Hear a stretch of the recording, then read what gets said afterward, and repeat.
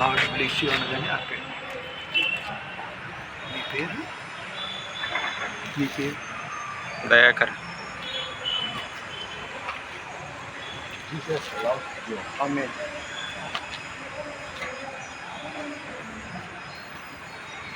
Praise the lord.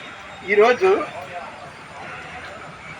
April 15వ తారీఖు 2025 సంవత్సరం మూడవ మంగళవారం.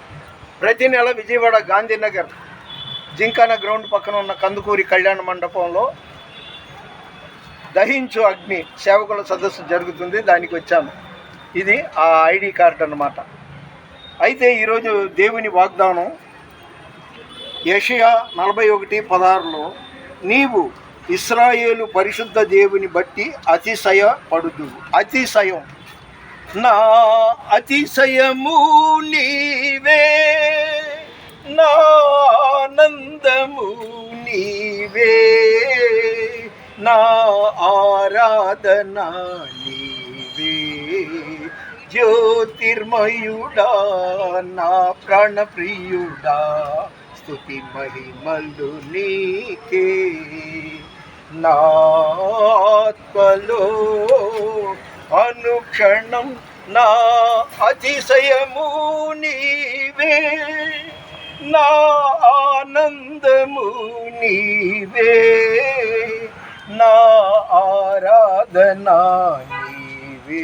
చూడండి, విజయవాడ 1 టౌన్ వించిపేట నుండి గాంధీనగర్ రావటానికి, అంటే నా వయసు పెద్దది, ఒక యవ్వనస్తుడు కేవలం స్కూటీ మీద అనుకుంటా సత్తువల్లి నుండి రావడం జరిగింది. ఆయన పేరు దయాకర్. ఇది చాలా గొప్ప విశేషం. ఎందుకంటే యూట్యూబ్ అనేది వరల్డ్ వైడ్ వెళ్తుంది కదా.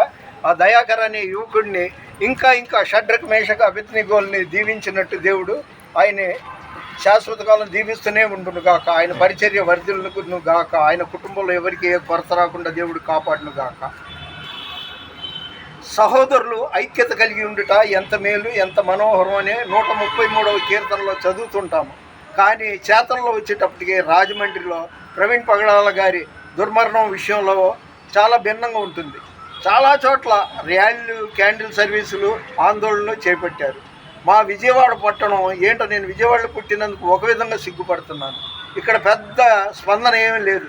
ఎక్కడో ఒకటి అలా చిన్న శాస్త్రానికి అంటారే, అలాగే చిన్న ఇవి జరిగింది.